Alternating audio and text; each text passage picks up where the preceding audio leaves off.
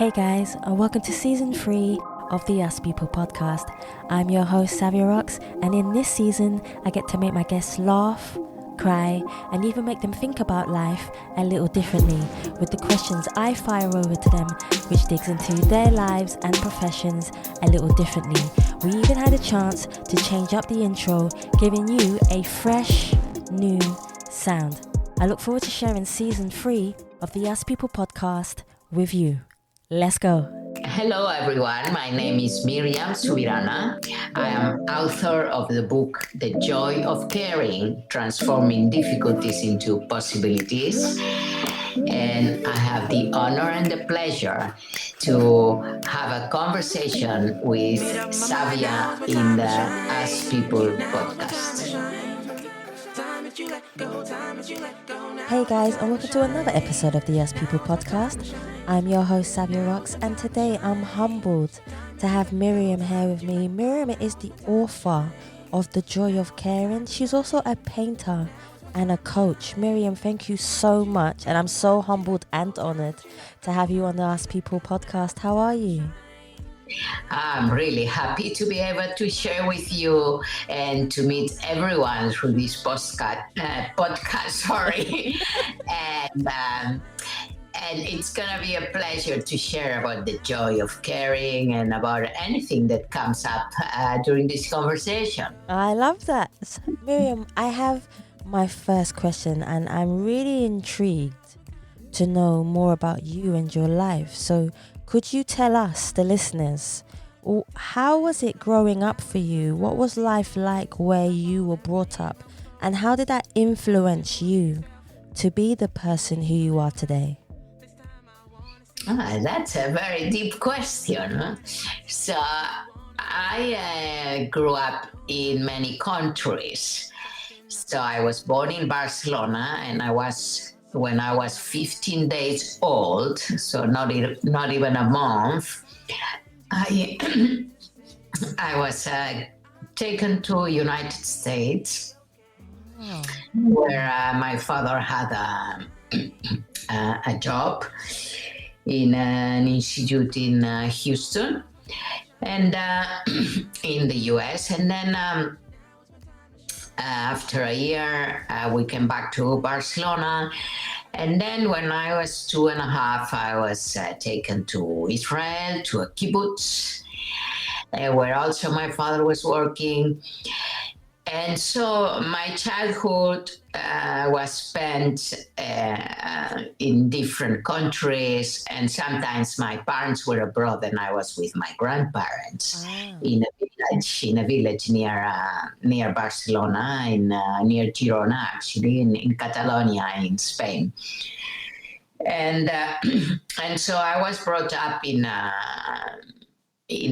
international atmosphere, which helped me to see a wider view of the world, and also to learn different languages.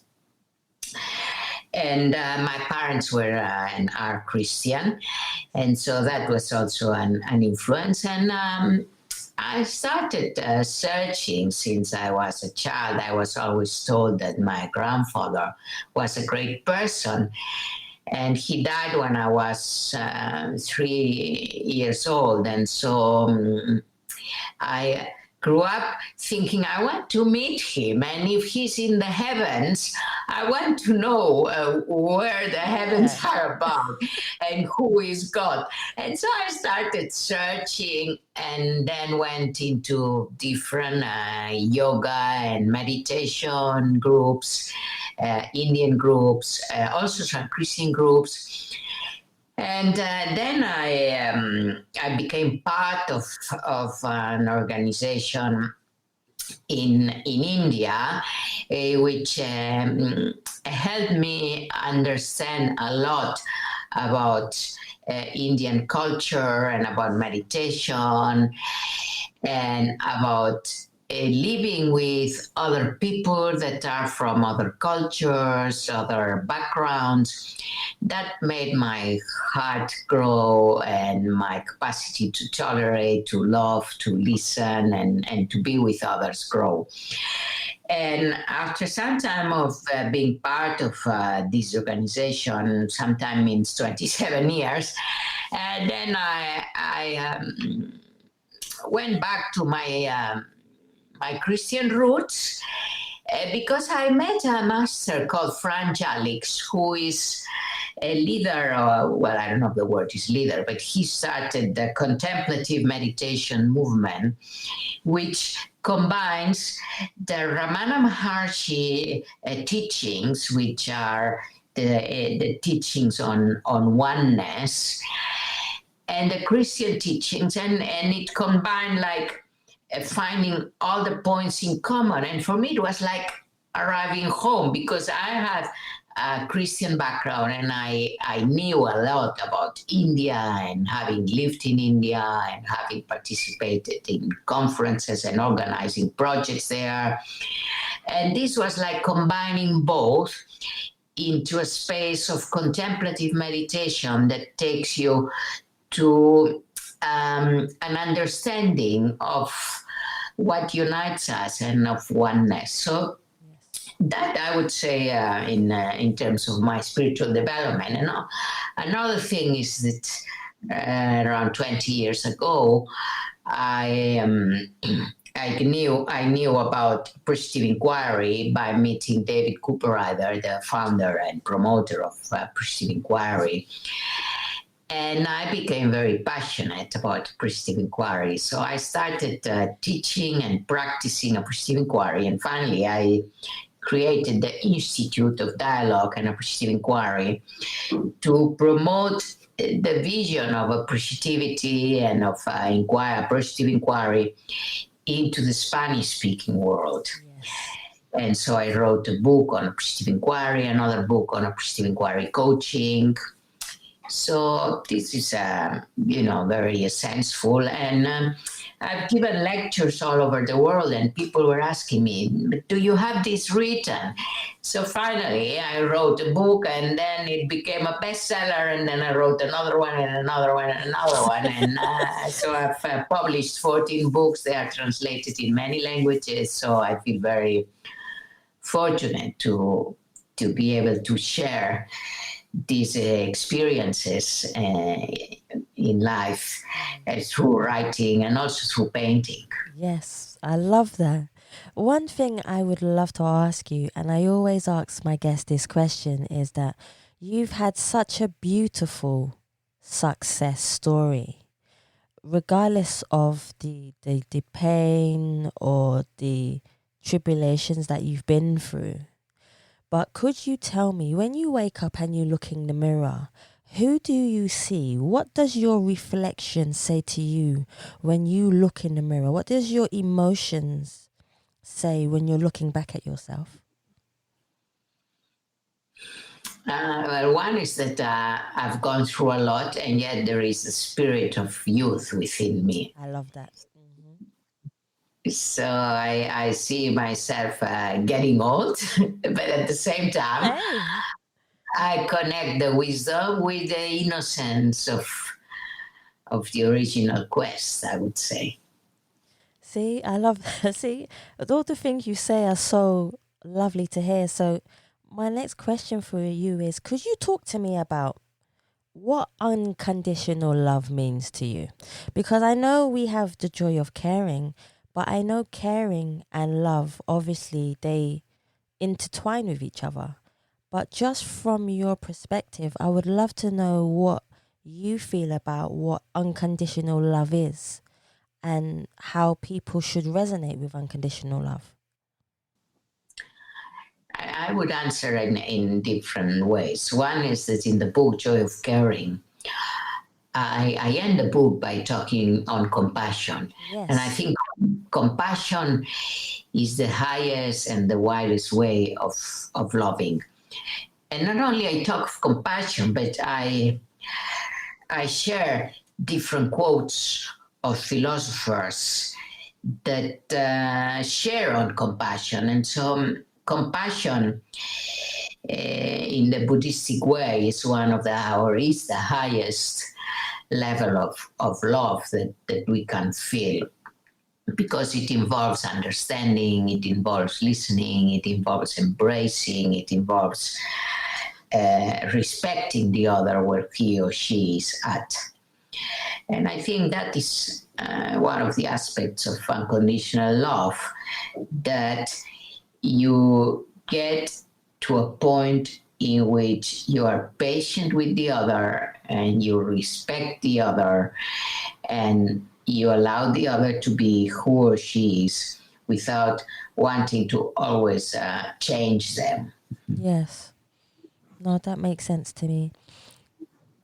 Can you talk to me about self-image? Because in the book, you do talk about self-image and how people view themselves and how it affects their lives. Why did you decide to write about self-image? What does it mean to you? And what did you want to portray for anybody who hasn't read your book yet? What did you want to teach people about self-image? Well, self-image is because sometimes we have an image of ourselves Yes. that is very distorted and is very, I would say, very far from reality. And one of the things I share in the book is coming from a philosopher called Soren Kierkegaard. Yes. And he said one of the most despair quests of people is when they try to be who they are not, when they choose to be someone who they are not.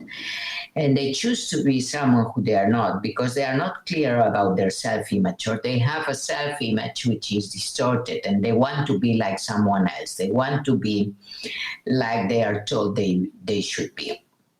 Or they want to be like they see the stars, the pop stars or the artistic stars or whatever they are told by culture, by education, by their parents, by their friends. And so self-image has to do with that.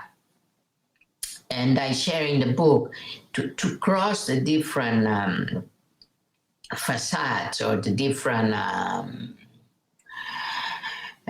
covers that we put on ourselves so that we can reach our core being, our positive core, as we call it in a positive inquiry, or as our healthy core, as Frank Jalix calls it, so that we can really go into the depths of having an image of ourselves which is more us, and not more what someone else wants us to be. How are you able to tear them apart, for instance? How are you able to pull your reality of who you really are from the persona of what somebody wants you to be? Because as humans, that's very hard to do sometimes because, for example, when you're in a workplace, you have a certain personality. Whereas when you are at home with people you trust and care about and love, you are your natural being. But how do you feel, Miriam, about being able to tear these two things apart and just be your authentic self?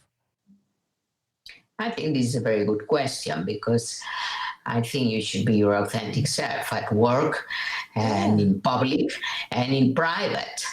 And there's a quote from Mahatma Gandhi that, don't do in public what you would not do in private. Uh-huh. And so, and don't do in private what you would not do in public. That's a quote, actually. So, because sometimes in private, we give ourselves some permission to be negative or to be, to be naughty and in public we want to show that we are different. And so being the same self, the authentic self in private, in public, with others, in conversations, that gives so much peace because it's like you are in harmony with what you are, who you are, and what you express.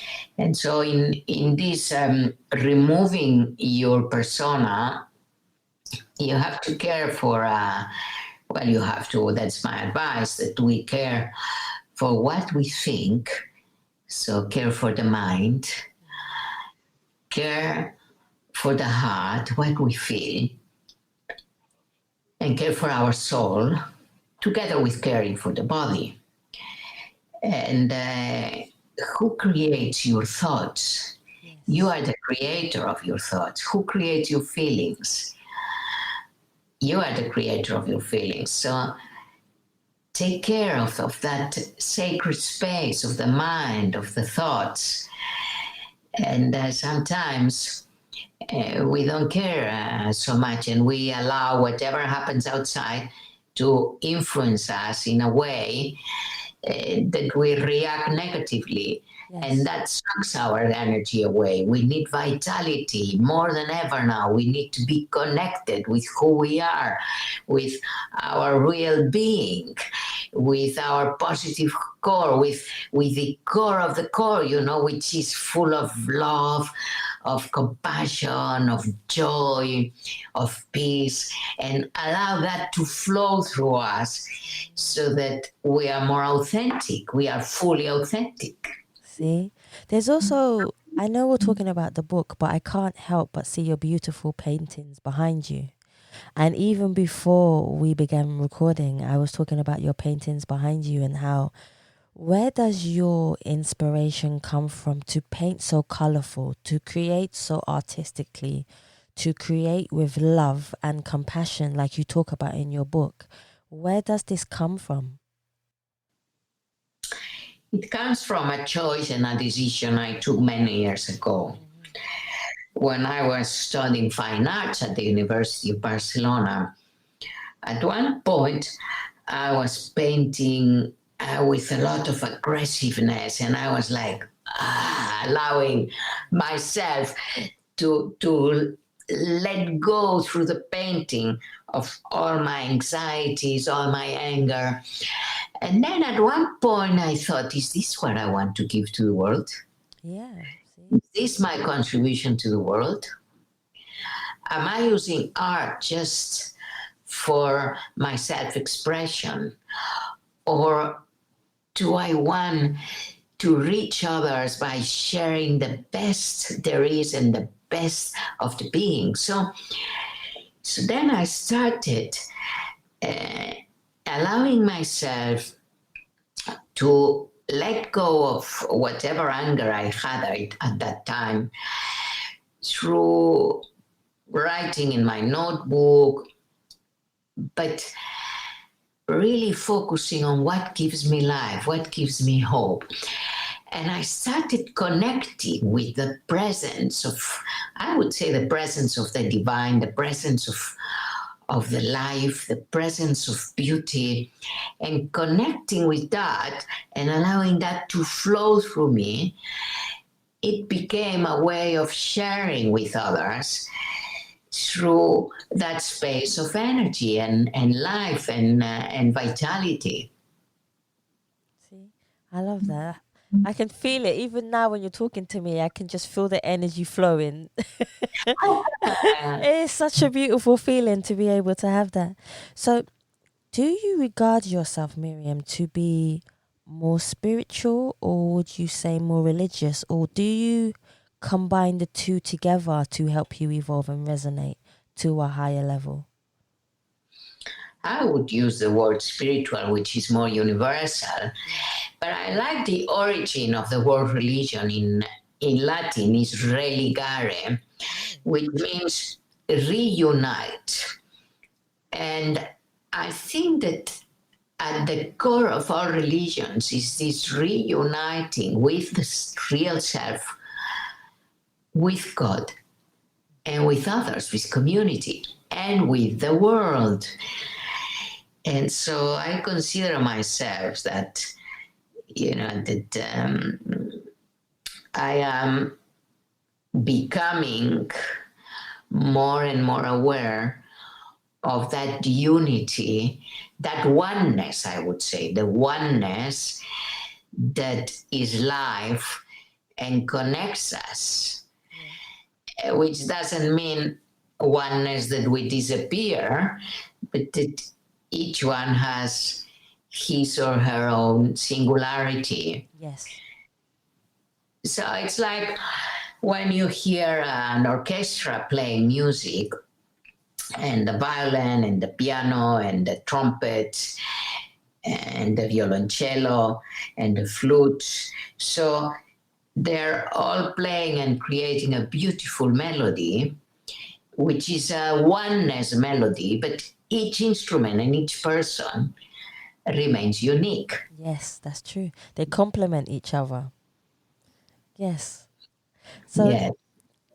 let's talk more about your book, The Joy of Caring. Why The Joy of Caring? You've had so many other books too, with beautiful titles, with beautiful meanings, with good teachings and understandings within them. I've been blessed to have been sent a book by you, which I'm humbled to be able to read. But some of the things that I wrote down when I was writing was you talk about caring for yourself, self-image, which we spoke about, developing and realizing your potential, which is something that I would love to talk to you about. I feel today, especially, so many people are trying to develop themselves, and understanding what your potential is can be very, very hard for a lot of people.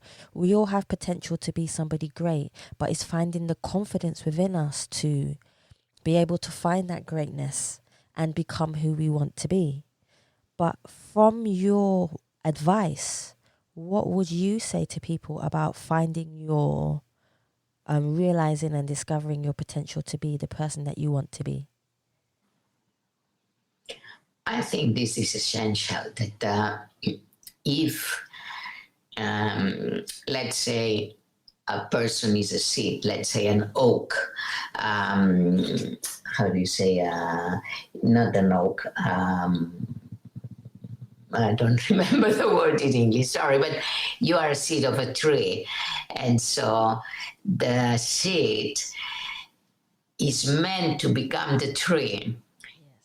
So if you have that potential of a seed, for example, to become an oak, but you don't become an oak and you remain a seed, there'll be a part of in you which will be sad, will be feeling there is something that you are not fulfilling in your life, which is your potential.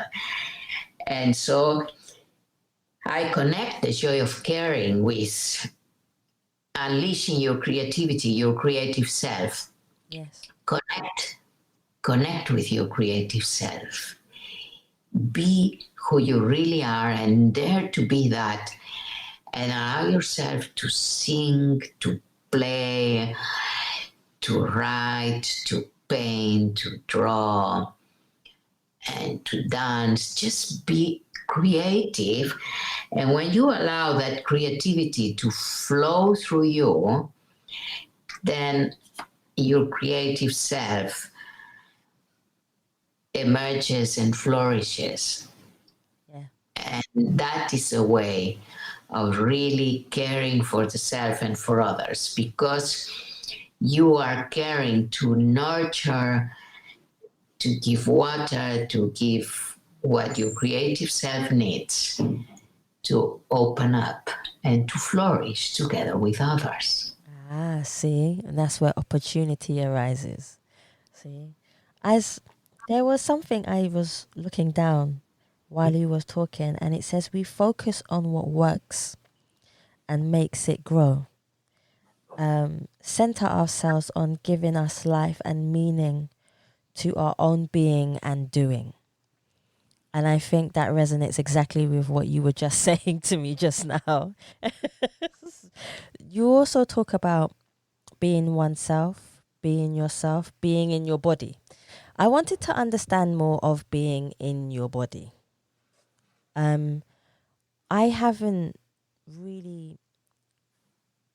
It was the first time for me when I read your book about somebody writing about being in your body, understanding your body. Could you talk to us more about being in your body? from your perspective? Yes. How many times since you woke up, you realize you were breathing? Now that we are in a period in which people are having challenges in breathing, how many times you were really aware of this movement of breathing? And luckily, there is a part in our body that makes us breathe in spite of our mind being somewhere else. Yes. If it wasn't for that, we would all be dead because we forget that we are breathing. We are someplace else. We live too much in our minds. We live too much in our planning minds. And so breathing is a way to come to the present and to your body. Most of spiritual meditation paths advise to start coming into the here and now through being conscious that you are breathing. And so being conscious of your body. I breathe in and I breathe out.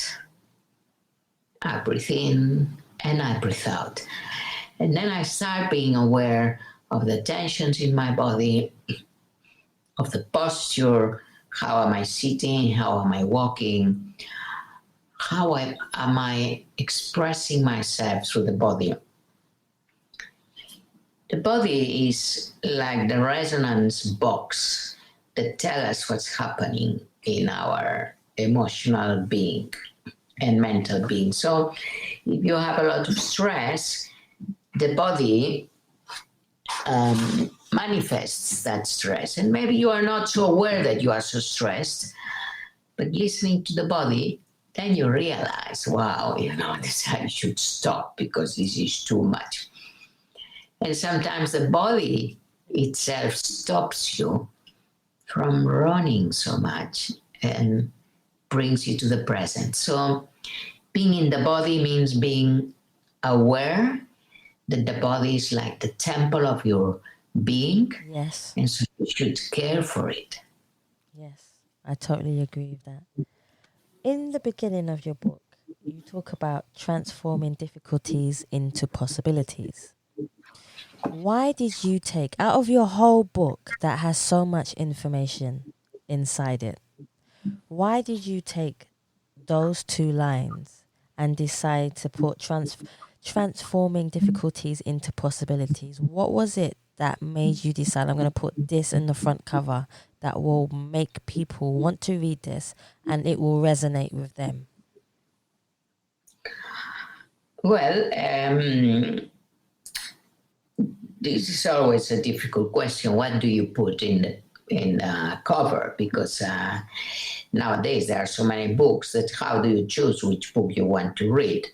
And talking with the publisher, we saw that this subtitle of transforming difficulties into possibilities, it gives the hint that in the book you're going to find many practices that are going to help you in your day-to-day life to transform any difficulty that you have into possibility.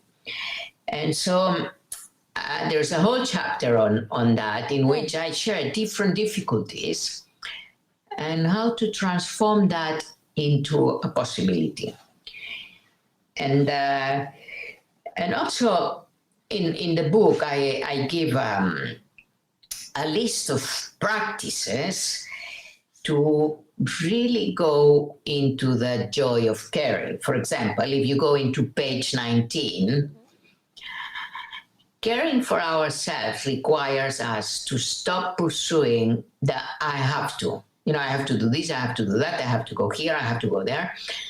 And then you become a have to being, instead of a joyful being, because you have so much in your list that have to do this, have to go there. And one of the practices also that then I dedicate a chapter on it is to be at peace with time and maybe we can talk a little bit about this. But in this page, I give like a resume of what the book's gonna help you and accompany you. Like, for example, stop judging yourself. Yes. Develop a concept of yourself as a valuable and able person. Take care of your inner dialogue and what you say to yourself. Develop positive attitudes towards yourself. Look to the past for what can empower you for the present and the future. Manage your fear of pain. Look at it in the face. Find inner clarity. So these are a few of the aspects that I deal in the book. What is clarity to you, Miriam? What does clarity mean? That's a word that I think more people should use.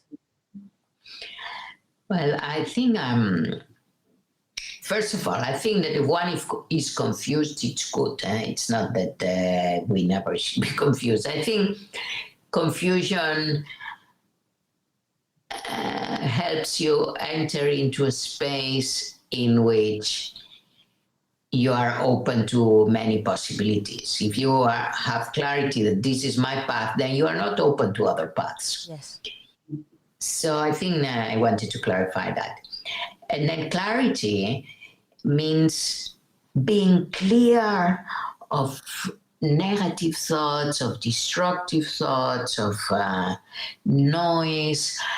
It's like a clear horizon in which you see the sea connecting to the sky. And like now, I look out of the window and I see a clear horizon. And so you see the immensity of the sea and of the sky. You see far and you see near. So you have a bigger picture.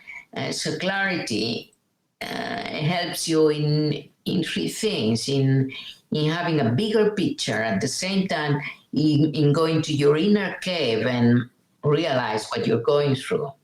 Yeah. And into the flow of life. So it's like a higher, bigger, like in the peak of the mountain that you see the horizon, and then going within to the inner cave. And third is like flowing into the river of life. So clarity allows you in these three movements. Ah, see? I also, being in the heart, so it says, you wrote on page 47, you wrote, oh, actually, I might let you read it because obviously... I like you to read it. You like me to read it? Okay. So this is good. Okay. I will give them an undivided heart and put a new spirit in them.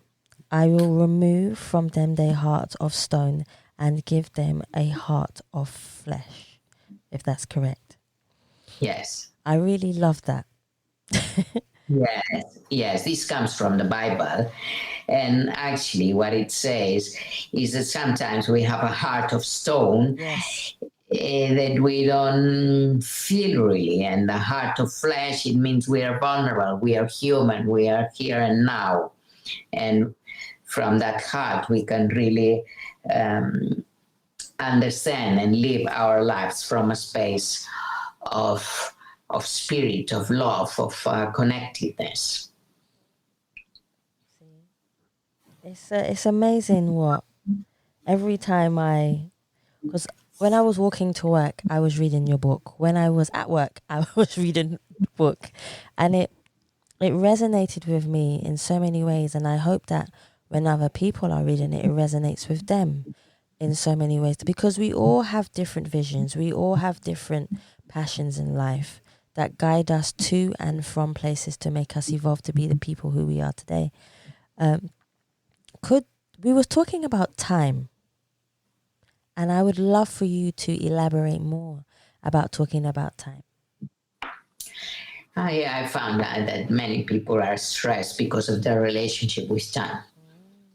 And so I dedicate a chapter on it, of the joy of caring, how to live time from a space of abundance, not from a space of scarcity, that I don't have time, I cannot reach in time.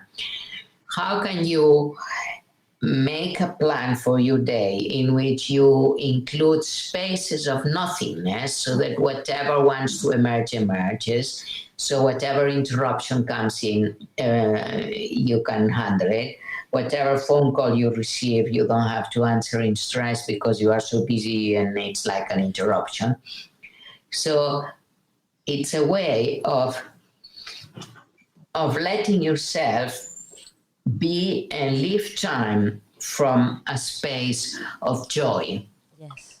And I recommend in the chapter different activities that you can do so that you can live time from a space of joy, of understanding. And it's like the title is like, make peace with time, Yes. do less and achieve more. Yes.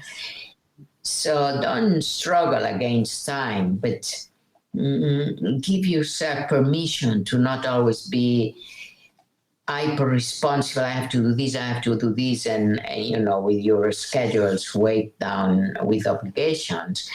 Can you do and act from a space of joy instead of from a space of obligation? If you have to do something, can you do it in peace, not in a hurry, giving yourself space and time to enjoy sacred spaces of creative emptiness, calming down, listening to and feeling yourself, eating in peace instead of doing three things at the same time. I've done that before. Yeah.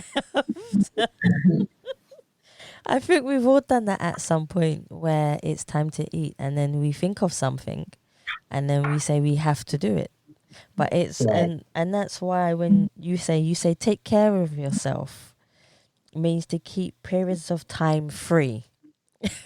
which is Yes. very very true. I totally agree with you. I think I'm going to take a lot from this. You know, it's very Right. very true. When was the last time you felt at peace? Do you feel at peace every day, or do you take time in intervals throughout the day to feel at peace? When was the last time you yourself, Miriam, felt at peace with yourself? Well, at this moment, I feel very much at peace with myself and sharing with you. You are a beautiful being. Your questions are good. I'm really enjoying listening to you and having this conversation. And so, actually, being at peace with myself, it's like my way of being. See, I hope I can resonate to one day be as humble as you, Mm. because it's such a beautiful thing to have. What is the best advice somebody has ever given you to help you in life to move forward? What is the best advice someone has ever given me to move on? Trust myself. Trust yourself. That's a good answer. Mm. That's such a good answer. What was it about trust that made you feel like you was not trusting yourself? Was there a situation in your life where you felt like, not that you were stressed, maybe it could have been that you didn't believe in something? I would say it has to do with, I run contemplative meditation retreats. Yes. And in Spain, the other people that are running them are priests and are religious and are men. And so when Franz Javix gave me the advice that, just trust yourself and do it. You can do it. It was a feeling of joy of his openness. He's crossing this line that the church, the Catholic Church, especially has put on women being able to be sort of leaders. And so it didn't have to do with with not having trust in myself. It had to do with trusting the system and respecting what has been done so far. And now, now I'm also running retreats, and so it has to do with that. So I felt very liberated and at peace when I received that support and that advice. How does it feel to be able, as a woman, to be able to empower other women, to be able to be strong within themselves and understand that no matter if you are a woman, you have the same power, if not more, because we all came from a woman in the world, to be able to teach and to be able to give a gift of positivity so that they can grow. How do you feel about it? Well, I think that we spoke about it at the beginning. Yeah, Don't try to be who you are not. Just be yourself. exactly. And there's so much potential in you. So don't compare yourself with other women. Don't be jealous of what others have or do. Just be yourself, trust yourself, and move on. See? Tell me about a time that you overcame an obstacle in your life, and how did your passion for painting, for writing, help you to relate to life and become the spiritual being you are today? I think one of the obstacles was that the people around me were not understanding what was happening to me, and I felt an inner call to follow the spirit. I would say in an orthodox way, let's say, in a way which means a lot of freedom, and it was not understood. It was judged, but I kept listening to my heart, to my inner voice, to this inner call. I also spoke with people that are enlightened, that have wisdom, and that helped me in the path towards overcoming those shadows that other people projected on me and just being the self that wanted to emerge from me and allow it to be born and nourish it and let it flourish. What are you most proud of that you stand for? I stand for a human, for trusting human beings, and that there is a light in each one of them that wants to shine and that can shine. See? See, we spoke a little bit about judgment, and I do want you to talk a bit more about judgment. If there was no judgment in the world, we're constantly getting judged by how we look, by what we do, what we eat, how we breathe. If there was no judgment in the world, how do you believe you would be as a person, as a human being, or a spiritual being? Well, I think I work from that space of non-judging, and when I see myself going back into judging, I immediately question my judgments because we make many assumptions that makes us judge. So I think that to live from a space of acceptance, and actually there is a part in the book of the joy of caring, Yes. in which I share about acceptance. Actually, before we finish, I wanted to say where people can find this book. Of course. Okay, which is in the website of o-books.com or johnhuntpublishing.com, sorry. And I'm sure in Amazon you can also find it. And you can find about myself in miriamsubirana.com. Ah, see? Even before we finish, Miriam gave you all a way to be able to find books. Okay, because I thought this was 40 minutes podcast, so I thought, okay, we are crossing the line, so maybe. No, we're almost there. We're almost there. I just love the conversation with us, so I just decided, hey, just it's Okay. when you in life, there's one thing that I love is if you're having a natural, authentic conversation with somebody and it's beautiful. It's nice to be able to just keep it as it is and let it flow. There are two more questions that I would like to ask you before we depart. And my second to last question is, what would you like your legacy to be when you say to the world, I am at peace, I have done everything that I have intended to do in life to help people? What would you like your legacy to be? I think part of the legacy is already there, which is through my books. In the books, I share the path of overcoming obstacles, overcoming fears, overcoming difficulties, and connecting with the joy of caring for others and for the self and flourishing together. So I think that legacy of the books will continue and the paintings will still remain, and all the people that because I coach people and I accompany spiritually in their creative development, in their spiritual openness, and so I think this will remain. People already tell me how much after a conversation with me. It helped them move on into their projects and become more creative and be themselves. And my final one for you, please let us know. I know you've said it before, but please let us know where we can find you again. And if anybody would like to get in contact with you for coaching or training or to read your book, how can they find you? Thank you so much. Thank you.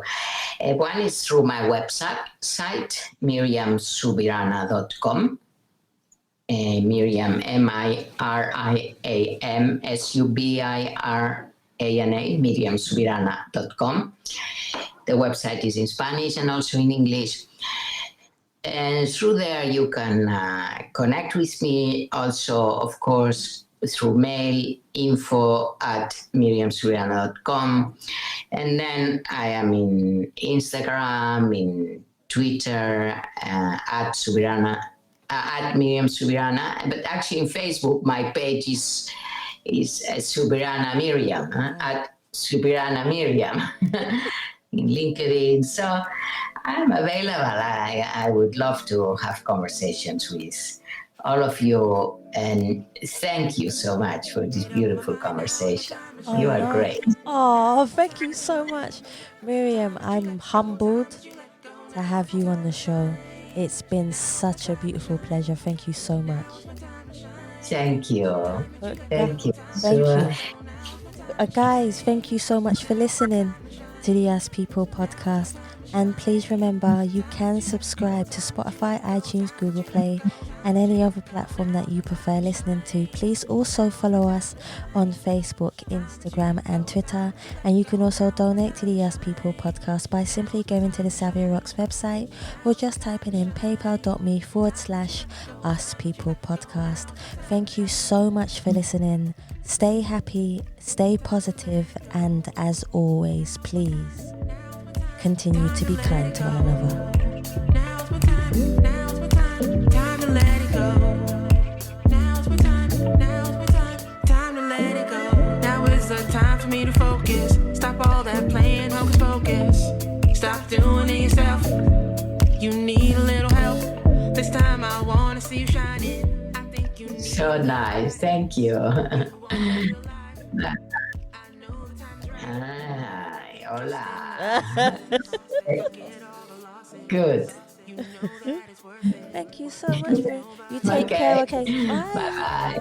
Thank you. You're welcome. I'm gonna be okay. Made up my mind, now is my time to shine. Now is my time to shine. Time that you let go, time that you let go. Now is my time to shine. Now is my time to shine. Now is my time to shine. Time that you let go, time that you let go. Now is my time to shine. Time to let it go. Now is my time. Now is my time. Time to let it go. Now is my time. Now is my time. Time to let it go. Now is my time. Now is my time. Time to let it go. You are your own worst enemy. Thinking too far, what's ahead of me? One day at a time. Just enjoy the ride. Open those eyes, see the light. Ignite that fire inside it. Let it breathe breath into life. Push all your fears to the side. Control your mind, it's all alright. Enjoy your life, the joy is mine. Commit to you, you got the tools. Everything you do, you make the rules.